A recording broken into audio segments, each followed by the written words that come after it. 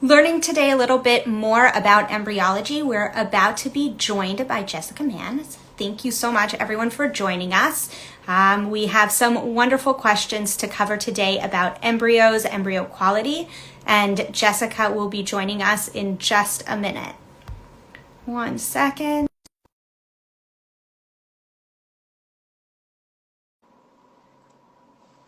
Hold on. Let's see. Jessica should be joining us in just a second. Oh, gotta love Instagram. Sometimes it works, sometimes it doesn't. How are you doing? I'm Good. good. Thank you so much for joining us again Well, today. thank you for having me. Of course. Before we jump into some wonderful questions that we got asked by the community, do you want to take a second and just reintroduce yourself to those who haven't yet met you in the Ishtikva community? Absolutely. So my name is Jessica. I am an embryologist. I've been an embryologist since 2018. In addition to that, I'm the creator of Explaining IVF on Instagram. So I post a lot of information about what happens in the lab and other important information about IVF and infertility. Amazing. Excited to learn a lot about what happens in the lab today. We've got some wonderful questions that have been asked by members of the community. The first question that we have is, what qualities are embryologists looking for in an embryo? That's a great question. And to answer that, I just want to back up a little bit and kind of talk about an embryo's development, because I think in order to really understand what we're looking for, it's important to know where those criteria come from. So whenever you do an IVF cycle, it always starts out with egg and sperm and fertilization. So a sperm will fertilize an egg, and if fertilization occurs, it will result in a one-celled embryo or a zygote. And normally that's what we call a day one embryo. From there, the embryo will actually start to divide. So the cells inside of it will divide from 1 to 2, then 2 to 4, and so on. So about 3 days after insemination, we're hoping to see around 8 or more cells inside of the embryo. Sometimes there's more, sometimes there's less. And then around day 4 or even early day 5, what we start to see is that those cells will start to morph together, and they'll form a structure called a morula.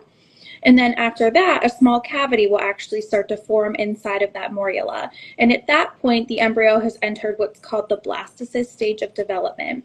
And at that point, 2 cell lines are observed inside of the embryo. One cell line is called the inner cell mass. That's a group of cells that ultimately will develop into the fetus. Mm-hmm. And the other cells are called trophectoderm cells. They line the shell or the zona of the embryo, and they develop into the trophectoderm and non-fetal tissue. So whenever we talk about, embryo grading and choosing the best embryo, what we're looking for is an embryo that's showing proper developmental progress, in addition to having a normal appearance for both its inner cell mass and its trophectoderm. Okay. So that is a lot to understand. A lot. So let me summarize that I fully understood this. There are multiple pieces of the embryo that you're looking at, but most importantly, once it's divided into these 2 pieces, the piece that becomes the future fetus and the piece that are the cells around that fetus, that's what you're looking at to ensure that both sets of those cells look good. What does look good mean? Definitely. Yeah, and you were perfect with what you said. So when we're talking about an embryo that looks good, we are normally talking about what it looks like on day 5 or 6 of development. And at that point, what we're hoping to see is that the embryo has entered at least the expanded blastocyst stage of development. So what that means is that the embryo is actually starting to grow in diameter. It's getting a little bit bigger as that cavity is growing and those cells are dividing. And that shell or zona that surrounds the embryo actually starts to thin out, and the embryo will eventually hatch from that shell to implant into the uterine lining. So that's sort of what we're looking for developmentally. But in terms of what we're looking for the inner cell mass and the trophectoderm, for the inner cell mass, what we hope to see is a very compact, round inner cell mass. That's what we would consider textbook perfect. And then for those trophectoderm cells, what we're hoping to see are a lot of cells that don't have a lot of gaps in between them. They're all mostly the same size. And, there are no other abnormalities like degenerate cells or, I guess that's pretty much it. Okay. And you say bigger. Can you give us an understanding of what small was and what bigger now looks like. I'm understanding that these are microscopic sizes, but what is the growth that you're looking for?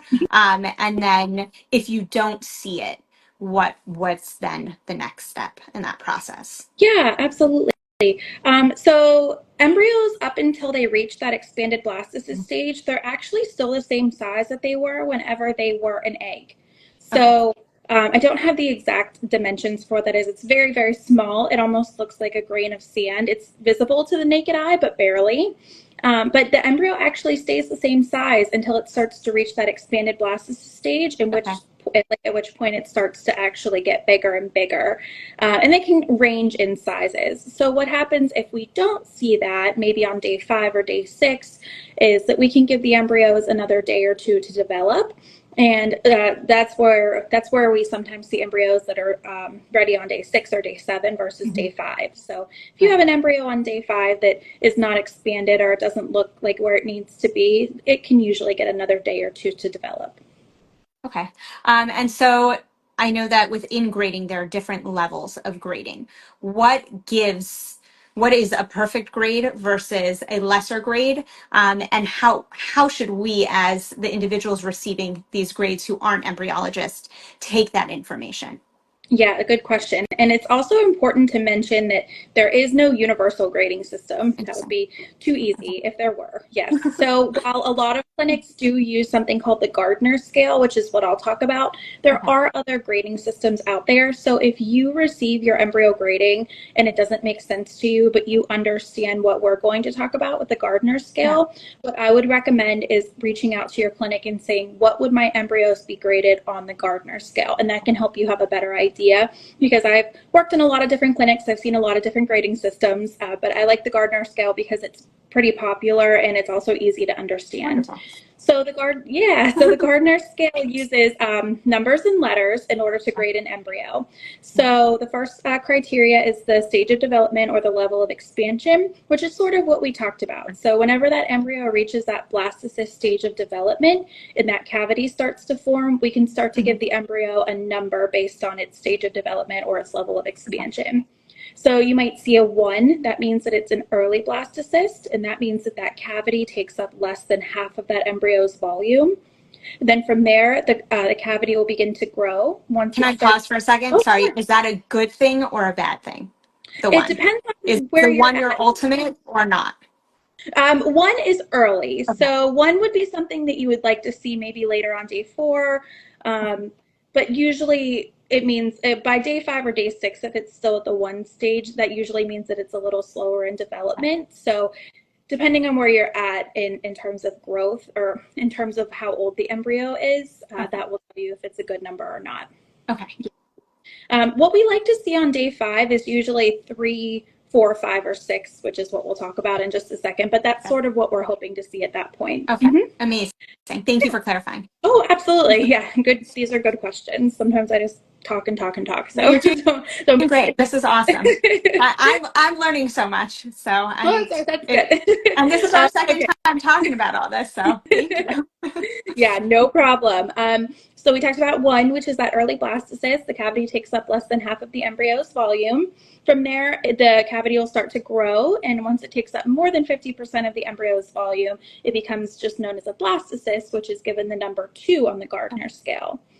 Once that cavity takes up 100% of that embryo's volume, so at this point, the embryo, you can really start to tell like the inner cell mass versus the trophectoderm cells, but the shell is still thick around the embryo and the embryo hasn't actually grown in diameter. That's called a full blastocyst. So the cavity is taking up 100% of the space, but the embryo really hasn't grown in size. Okay. So that's a 3, a full blastocyst. Mm-hmm. And then from there, the embryo will actually start to grow in diameter, and that shell or zona around it will start to thin out. We call that a 4, or an expanded blastocyst. And then pre-hatching or post-hatching? That's pre-hatching. Hatching will actually be a 5, which would come next, which is when part of the embryo it actually starts to hatch from that shell or zona. Okay. Sorry. And then the last one is a 6, which is a fully hatched embryo. That means that it's fully hatched from its shell or zona. And is there a difference in terms of grading for a embryo that has hatched on its own versus assisted hatching? That's a good question. And yes, actually, because when we do assisted hatching, what we often find on day 5 is that the embryos are hatching, but that doesn't necessarily mean, I'm sorry. Okay. Yeah, no problem. Anyway, what we sometimes find is that embryos, they are hatching from their shells because they've undergone assisted hatching, but that doesn't necessarily mean that they have the right cell number, or they've actually reached that hatching stage of development. And so sometimes clinics will have hatching embryos, but they'll sort of look at the cell number and the development, or maybe the cell size, and they'll say, even though it's hatching, it would still probably be a full blast, or, a blastocyst. Okay. Yeah. Wonderful. And for letter grades, how do we understand those? Yeah, so normally there are 2 letter grades, and most clinics will do an ABC scale, though some clinics will also do a D scale. So we use the ABC scale for the inner cell mass and for the trophectoderm for their appearance. So when we're looking at the inner cell mass, if you have a grade of A, that normally means you have a very compact, round, very present inner cell mass, where a B might mean that it's present, it's not completely compact, but it's there, it's still an average grade, and C would be below average. Maybe it's not there, maybe it's not compact, maybe it's kind of dark and grainy, doesn't look right. And if your clinic does a D scale, normally that means it's non-existent. And then the same with the trophectoderm, normally graded on an ABC scale. It's sometimes D, just depending on your clinic system. A would mean that it has a lot of very uniform cells, so they all look very similar in size, which means cell division's occurring at a normal rate for all of them. There aren't a lot of gaps in between them, so it's very full, which is great because those cells are really important for implantation. So we like to have a nice trophectoderm. B might mean that most of the cells are pretty uniform. There might be a couple of gaps. Maybe some are a little bit bigger than the others, but it's there. Definitely has a good chance of implanting. It's just not what we would say is textbook perfect. And C would be below average. So there might be a lot of gaps. Maybe the cells aren't the same size. There could be just very poor development in terms of the trophectoderm. And if your clinic does a D scale, normally it means it's non-existent. Okay, wow. Thank you for clarifying all that. That is a lot of information. Wonderful information. We got, as we were talking, a question popped up from a viewer who asked, how do you know it's day 5? I think just to clarify based on this question that we are talking about embryos that are now in the lab and no longer growing eggs within one's ovaries, because the next part of the question asked, does a patient go into the doctor's office to have an ultrasound? So just to clarify that we are talking about it. So day 5, I don't know if you want to answer this, but yeah. Yeah. So when we're talking about a day 5 embryo, it means that 5 days ago it was inseminated in the lab, either via conventional insemination or ICSI. So we're not actually talking about what would occur in the body, although we try to mimic the timeline of what would occur in the body in terms of like when insemination would occur in the fallopian tube versus when the embryo would enter the uterus and implant. So we try to time it as well as we can, but it's not always the case. Right. Amazing. And then I guess, so then to kind of flip on the question is that the patient would then be informed by their doctor that it is now day 5 and this is the grading scale that we are holding at. Yes, hopefully you would receive an update from your clinic that would say, here's your day 5 update. We have these embryos, here are their grades, and this is what we're going to do with them in terms of like maybe we're freezing them, maybe we're biopsying them, maybe we're letting them grow another day. Right. Amazing. Thank you for clarifying that. So we just learned about all these gradings. You got your number grading and then you got your letter grading, which I'm assuming comes simultaneously. And so now you've received a BB embryo grading with hopefully a 6. What is the likelihood? Is there statistical data that of the likelihood that BB would transfer and become a successful pregnancy versus an A or a C? Yeah. Or I guess for all of it, what is the statistical probability that each letter grade becomes a pregnancy? Yeah, that's a good question. And I get asked it a lot. And I don't give out personal numbers only because they can vary between clinics. There are a couple things that are really important. Those those rates based on an embryo's morphology or what it looks like, they vary between clinics. And also embryo grading is very subjective, meaning that one embryologist might grade an embryo one way, one might grade it another way. So I don't like to talk about, actual numbers, but I do like to talk about trends because I think that's what's more important. Wonderful. Where if you have an embryo that is more developed, like developed on day 5, and it has an AA grading system, it will have a higher chance of implantation, a lower chance of miscarriage, a higher chance of being genetically normal, and a higher chance of resulting in a live birth than an embryo that maybe takes a little bit longer to develop to the right point, or maybe has less cells than what are considered average. So, and that makes sense because when you think about embryos that have these lower grades, sometimes there's delays in their cell division, which could, eventually these cells become your trophectoderm, they become the fetus. So if there's delays in the development, there could be delays even after the transfer takes place. So that could cause issues with implantation if those placental cells aren't developing properly, or it could, cause some issues with fetal development if the inner cell mast cells aren't dividing the way that they're supposed to be. So it does make sense that the better quality embryo you have and the sooner it reaches the right stage of development, the higher the chances of success with that embryo. And to clarify that I'm hearing this correctly, you're not saying that therefore, if it is a lower quality, it won't become a healthy pregnancy with a live birth and a healthy child. Absolutely. You're saying just statistically, the probability increases the higher the grading and the more on timing, the more the development follows the expected timing of 6 days. You're absolutely right. That was actually something I was going to talk about down the road. But yes, absolutely. Just because you have a lower quality embryo does not necessarily mean that the embryo cannot result in a live birth. I've definitely seen poor quality embryos that have resulted in healthy live births. But I like to talk about trends instead of, because nothing with IVF is ever a guarantee, but trends are always, trends are very dependable. So the better the grade, the sooner the embryo develops, the higher the chance of success. But just because you have an embryo that develops later, or it's a little bit below average in its either its inner cell mass or its trophectoderm, it doesn't mean that the embryo does not have a chance of making a healthy baby or having a healthy live birth. Absolutely. Amazing. Thank you for clarifying that. And such an important piece. Yeah.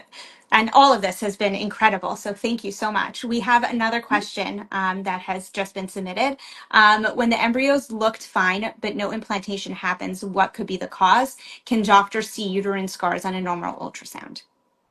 Okay, those are all good questions. To answer the first part of the question, the most common reason that embryos either don't implant or they miscarry very early, sometimes before women even know that they're pregnant, are because there are genetic abnormalities in the embryo. So that's where pre-implantation genetic testing for aneuploidy, or PGTA, comes into play. It's something that's been very popular lately. A lot of people are opting to do pre-implantation genetic testing because it will increase the chances of the embryo implanting and lower the chances of miscarriage or pregnancy complications. But sometimes even genetically normal embryos fail to implant or they result in pregnancy loss. And in those cases, sometimes the cause is unknown. Other times it could be something that has to deal with the uterine environment, for example, a thin lining. In some cases, there are immunologic causes or blood clotting issues. So there are a lot of reasons why an embryo might not implant, but the most common is genetic abnormalities in the embryo. Thank you for clarifying that. We have another question. And someone just mentioned that they just started an IVF cycle today. So holding hope with you and here for you. And then we got this question of who gets to pick what embryo will be used? Is it the doctor, the embryologist, or both based on the grading? That's a good question. And it sometimes it's a case by case, but a lot of times it's just left up to the embryologist to choose the best embryo for whatever, criteria it might be that they're looking for. So maybe a patient has two, working in the lab, maybe someone has 2 genetically normal embryos. One's frozen on day 5 and it's an AB, one's frozen on day 6 and it's a BB quality. Well, in that case, you would leave it up to the lab's discretion and they would probably choose that day 5 A quality embryo versus the day 6. But in some cases, whenever the doctor does meet with you and you talk about which embryo you would like to transfer, especially when they're PGT tested, sometimes that's a conversation between you and your doctor. And at that point, you and your doctor would determine which embryo to transfer. But for the most part, it's left up to the lab's discretion. Amazing. You've answered so many wonderful questions and so clearly. Thank you so much. I've got one more question here, and then we're gonna. We've taken a lot of your time and are so grateful for it. It's no problem. If a person has a low-level mosaic embryo and they're scared to transfer it, should they? Is there new science behind mosaic embryos? There's a lot of new science behind mosaic embryos, especially for low mosaic embryos. There's actually some data that just came out of the ESHRE convention in Europe that just happened, I think, last week. Yeah. So there's a lot of new data that's coming out about low mosaic embryos, and a lot of them are actually resulting in healthy live births of children who are not mosaic. So there's a lot of research that needs to be done about it. What I would recommend if you do have a low mosaic embryo, though, is to talk with a genetic counselor, because with mosaicism, it's more than just saying I have a mosaic embryo.